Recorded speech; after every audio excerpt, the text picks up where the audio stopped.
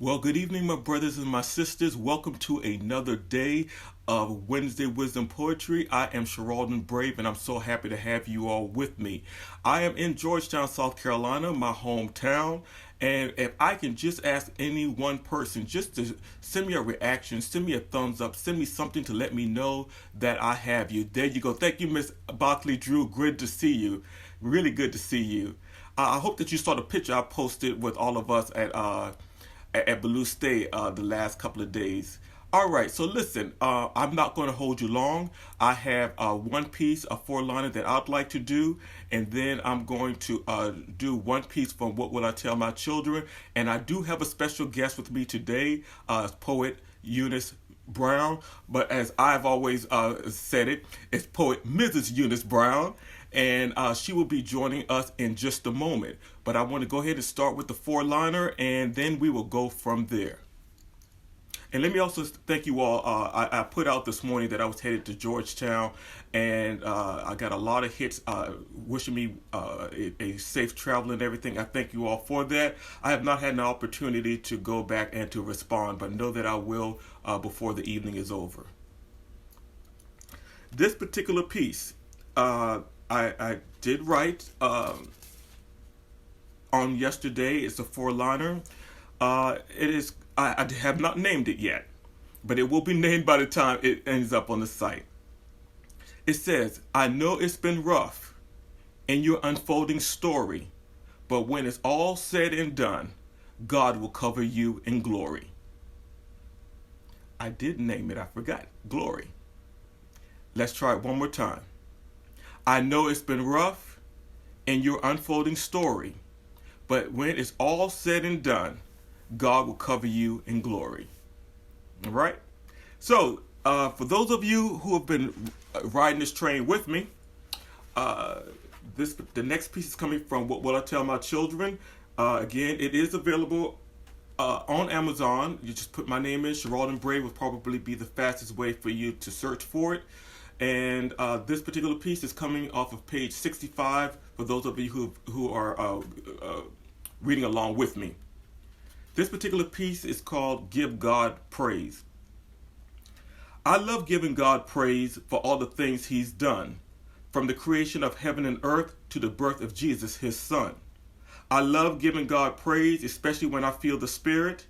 I'll shout His name aloud, so loud the whole world hears it. I love giving God praise, for it is He that loves me so. He keeps His angels watching around me no matter where I go. I love giving God praise. I'll give Him praise all day long. If you can't tell it in my shouting, listen for it in my song. If you refuse God praise, don't dare stand in my way.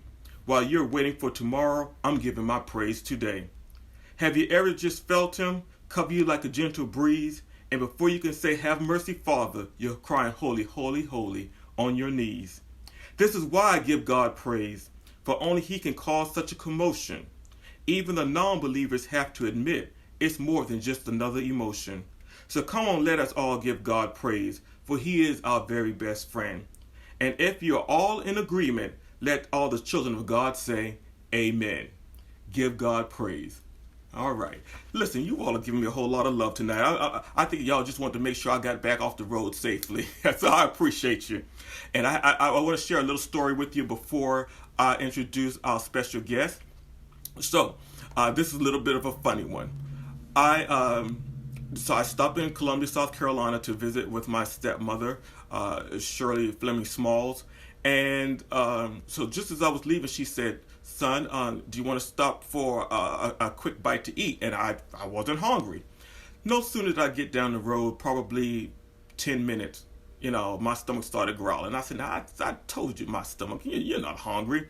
So I decided to go to my favorite restaurant. Yes, Hardee's, all right? When I'm on the road, I got to find a Hardee's.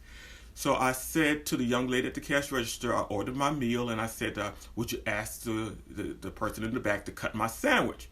So I saw her tell the young lady to cut my sandwich. The young lady mumbled something, and I said, okay, this is the time where I go to walk out. But I'm like, I'm hungry. I want my sandwich. So I didn't say anything. I got my sandwich, and I got in the car, and I even told the lady, I said, because I'm driving, cut the sandwich for me. I get in the car, and the sandwich wasn't cut. And that was all right. But I looked down in my lap and there's mustard stains on my jeans. And I said to myself, I'm always talking about energy and what we attract and everything. And I said, okay, what else did you expect? You expected that if you didn't get the sandwich cut, that you're going to drop mustard or ketchup or something in your lap. And that's exactly what I did. So I wasn't too upset about that. So I ended up having to make a stop, change into some sweats, try to get the stains out of the jeans because I planned to wear it for the interview.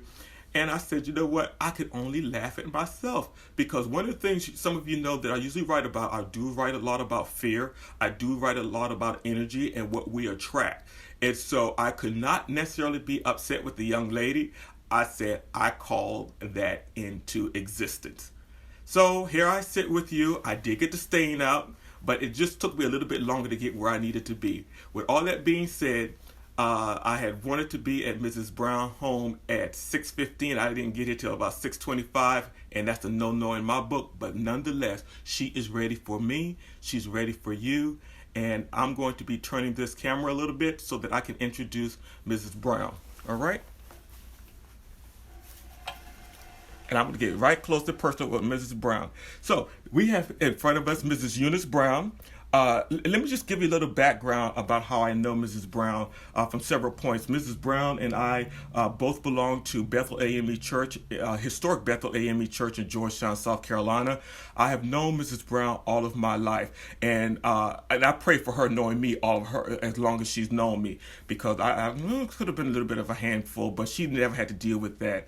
And and also with some of neighbors down the street. I lived about a mile and a half down Harmony Hills from Mrs. and Mr. Brown, and their children.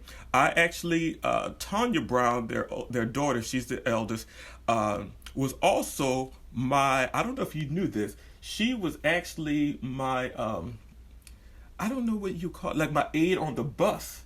When I drove bus in high school, Tanya, I hope I'm not busting you out because, that was a paid position. So, yeah. But I'm going to tell you something. To know that she's gone on to do some of the things that she's doing, I always knew it. Okay. I mean, Tanya handled, I only had to drive because Tanya took care of everything else on the bus. Okay. So I don't know if you knew that. The bus. I didn't know that, but I knew she loved riding the bus. When I, we only got paid one time a month back then, right. And I made sure Tanya got hers off the top because I needed her. So for those of you who don't know, in South Carolina at that time, you could drive school bus as a student. So I drove my 10th, 11th, and 12th grade year. They had governors on the bus. You're only supposed to go at about 35 miles per hour, but that's a whole nother story. All right. And I see somebody, Ronald Peterson, saying hi to you, Mrs. Brown, and Monique. She's sitting there too. And and Karen Smith. Thank you, Karen. She says you exude with wisdom, and she already feels your energy. Oh, wonderful. And so with that, Mrs. Brown will be sharing some things from her first book, and she will be talking about her second book. And so I'm going to step back a little bit, and Ms. Brown, here's your audience. Okay, thank you, Sheralton. And this is your audience now at this point. You work with them. Okay, well, thank you, and I appreciate you inviting me to take part in your project and stuff like that. I just couldn't wait to get started. I'm glad to hear that. Yeah. Okay, so the first piece I'm going to share with you is Mesmerizing Beauty. And this piece was written the first time I went through the mountains. Okay. And I saw the mountains, and I was just struck in awe. And I started writing it in the car. So, mesmerized in beauty. I travel the road others will tread. To the mountain tops God has meticulously fed. As far as the eyes could see, heaven and earth were embracing thee. Too potent for words alone, only God could have painted the shades of beautiful stones. The mountain tops, so grander and rare, looked as God had manicured it with special care. I reverenced and stood in amazement there, an awesome God, such splendors share. Love it. Okay, and if you notice, a lot of my poems deals with nature or spirituality. So the next one that I would like to share is Window Pane Adventures. Peering through my window pane, reflections of paradise creation reigns. The adventures you can explore when viewing the masterpieces of outdoors. There is a higher being that exists. I can see it in the leaves that turn and twist. I feel it in the breeze that flows, the gentle raindrops that flirts and flows, the warmth that streams from a sunny day.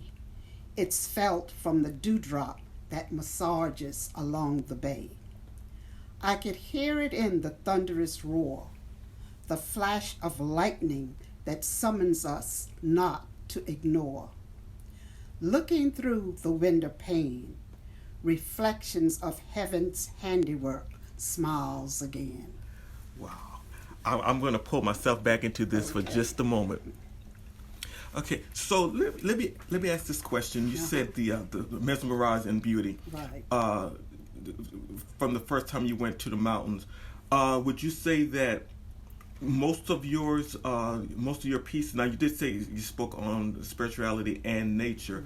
Which one draws you both, or are they equally drawing for you when you're writing? I think they're equally balanced. Okay. Because in a lot of my poems, when I see something or hear something, it gives me inspiration to go ahead and write a poem about that. Or people have asked me, can you write me a poem on this topic or that topic? And sometimes I have to pray about that topic, and God gives me the inspiration and the wisdom and the words sometimes to go ahead and compose a poem. I'm going to, there is a gentleman, I'm not going to try his name right now because he's from the DC area, and he just recently moved to the Georgia mountain area, and he posts, and he's going to know who I'm talking about. Yeah. He posts beautiful pictures of flowers and just nature every day. Right. So I'm going to make sure that you two know each other on Facebook, because what he does and what you write about would be such a wonderful connection. Okay. And I can only imagine that as you see some of the things that he actually posts, that you won't be walking away with more inspiration. So let me see the cover of your book again, because that even says even more. Now, this is what I love. I paid all that money for a marketing degree, and you put it all together here. You're talking about using nature, and this is exactly what you're showing on the cover of your book and everything. Right. Absolutely wonderful. And I'm really saying that more so for those of us who are looking to publishers to make sure that we meld everything together. You don't want to be talking about one thing in your book and the cover reflects something totally different. All right? So, I'll give that back to you. What else you got for us, Mrs. Brown? Okay.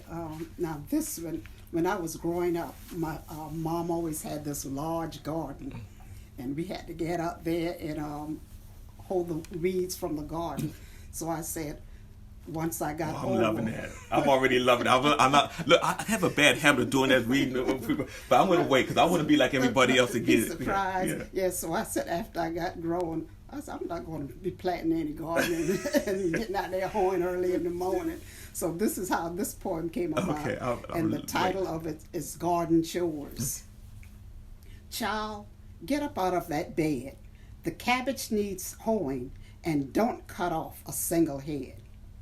Don't you hear me calling you? We've got to get to the garden while there's morning dew.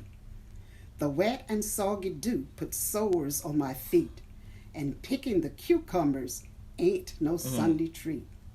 Girl, don't let me have to come into that room, 'cause I'll talk to you with the old straw broom. Man, can I sleep a little late? The field's not going anywhere. Can't the hoeing wait? Child, what is that you grumbling about? What did you say you ain't going to do? Don't sassy me, child. I saw the sun way before you. Child, get up out of that bed. Go hoe the field and plant the corn. I have to go down and see if the pigs are born. Sowing seeds up and down the dusty rows. Just one more acre of weeds I've got to hoe. Child, do this. Child, do that. Is all that you hear about morning doing chores. Mark my word, and that's a fact. When I grow up, I won't be hoeing or doing any of that. Now, I noticed something. Again, we're low country folks. We could think it. We could even write about it years later, but I know she ain't never told her mama that. Oh, no. She ain't never. No. And actually, my mom died before I even started writing my poems and stuff like that. Oh, so God. she doesn't know. But which is a wonderful way, because there's no way that you can read this piece and your mother not come into your memory. Exactly, yes. exactly. Because, okay. Now this one was written for my brother. He was working many years, so he finally decided to retire. Okay. And so I wrote this poem in honor of him, called The Working Man Blues. Turn off the sound to the working man blues. It's time to collect. You've paid your dues. Don't have to worry about work anymore. You've walked out the gate and closed the door. No more early morning lifts or staying up late working the graveyard shifts. You've earned the right to be lazy a bit. Turn off the sound to the working man blues. It's time to collect. You've paid your dues. You can cruise around and take in the view of all the things a working man could not do. You can roll over and tell the mate goodbye. Sleep late until the sun's up high.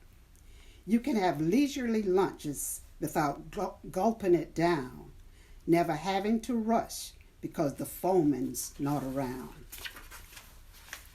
Turn off the sound to the working man blues. It's time to collect. You've paid your dues. Don't think you'll be bored from not working all day. You've earned the right to say, I'm on a long holiday. You've got a joyful step that makes your stride seems wide, a new song in your heart that cries out loud. Turn off the sound to the working man blues. It's time to collect. You've paid your dues. Wow. Now listen, I don't know who that was for, but somebody's been telling you for the longest. Go ahead and give it up. All right. So Mrs. Brown already told you got a new song. It's the Working Man Blues. So I'm gonna pull you a little bit further. I know that you're working on your second book. Right. Is there a few pieces you'd like to share? Okay.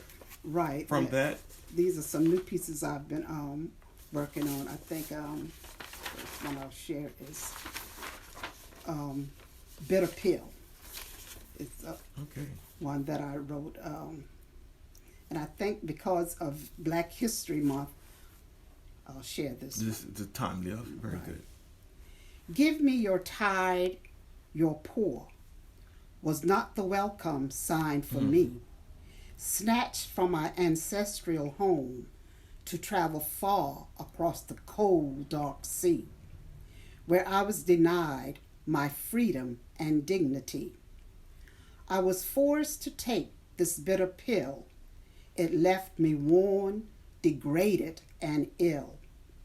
The weight of it all was too much to bear. I cried out, my Lord, do you care? Please help me this burden share. My heart overwhelmed with so much fear, I was drowning in the waters of my tears. I fell down to my knees. Come quickly, Lord, I beg you please. The Almighty One heard my prayers. Surrender your bitter pill to me. I will cast them into the sea. Do not fret because of the evil one. I will avenge and wait for my will in them be done. Come, taste and see what the Lord has done for me. Bitter pill. I love it.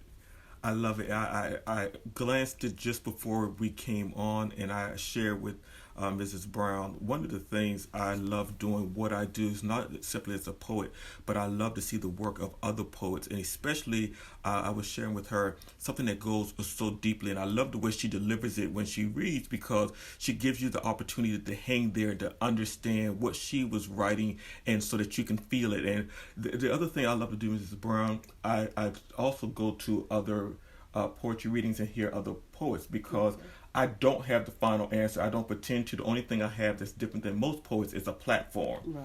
And but I always encourage poets to listen to other people's work, see what they're doing, and there's always room for learning. Now, if you've gotten to a place that there's that you don't need that learning, God bless you. I'm not there. All right. So, but I love this, and I did not. When I started reading it, and I'm sorry, and I'll be honest that I scanned it, that second line was what stopped me. When you said was not the welcome sign for me. Right. And that, as you were reading it again, because I scanned it, but you read it the way you wrote it, Right. I got more of an understanding of it. And it's deep. It's deep. Well, thank you. Yes, it's deep. And I'm not one of those people that go, "It's interesting." No, deep means I love it. All right. So, would you like to share another one with us, please? Now I have to. May I be so bold? I see that title, and Okay. yeah. Thank you. Okay. Granny's Talk is the title of this piece. I love my granny's weekly talks. We dare not interrupt or mock. She talks about moving on to glory, then paints a picture of an enduring story. Be kind to others, especially those in need. Be swift to help, heal, and feed. Never shut your eyes or pass them by. A kindly deed will prop their spirits high. Don't put stumbling blocks to slow them down. If you do, you will not get to wear your crown. Always practice what you teach. The life you live will help others reach. Tell the love of Christ the King. Pass the torch of faith alone, so others will have a praiseworthy song, a testimony they too can pass along. Thank you. And I was like, okay, don't be, let her feel what she wants to read. But in my spirit, when I saw that, I knew I wanted to hear it. Right. And I would have been doing a disservice to all of us if I didn't ask for it. And I'm happy that I did. I love this because Mrs. Brown, Mr. Brown are grandparents as well. And this is what we have to pass on. I was saying to a coworker the other day, any of us can give our children gifts, but to give your child an experience is what they're going to carry for the rest of their life. They're going to remember. They may not even remember the last gift that you gave them for a holiday, be it Christmas or birthday or whatever, but I guarantee you they remember the time they spent with their grandmother, their grandfather. So I do thank you for allowing me to ask for that one in particular. Okay. No problem. So listen, I'm going to ask Mrs. Brown to do me 2 more pieces, and it can be from the new book, or it could be from your old book. I really want you to feel what you want to actually share. Okay. This is one from a new piece of mine, from a new book that will be published sometime in the future. Okay. And the title of this is Symphony of the Rain. What can make such beautiful sounds as raindrop cascading to the ground? Have you ever listened to the symphony of the rain? Its melody pouring out softly and loud again. Snuggling up against the window pane is a grand way to enjoy the symphony of the rain. When dark shadows rolls in sight, it signals the start of a rhythmic flight. Pit pat is the chord you hear. It makes you want to splash and cheer. Then the beat slowly fades away. The symphony has gone elsewhere to play. I would never listen to the rain the same way again. I will never listen to it the same way again. And I find your writing,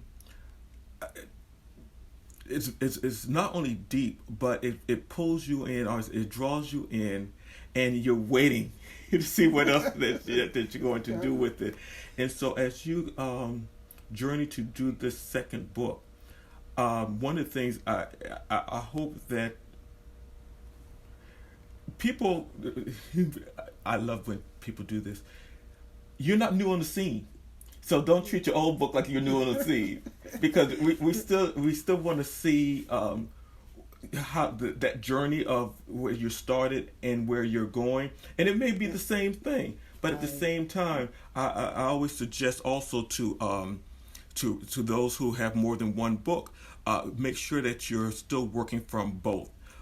Any artists who are doing something new, I guarantee, let's just say it's a musician or vocalist, they're always called to do something that the people had heard before, or that they love. There's a brother in Atlanta, John Good. Some of you may know John. No H in John and an E on Good. John has gone on to do great things. And one of the things I love, I met John back about 20 years ago. And he was doing a piece for ML King Day. And I remember the first thing that came to my mind, there's a piece that he did when I met him 20 years ago. The title of it escapes me now, but I know that almost every place he go, they still want to hear that one piece. He's gone doing some great things on some network and things like that, but we still want to always hear that. So your first book is as important as the next book. Right. And the only person that can make us believe that is going to be you.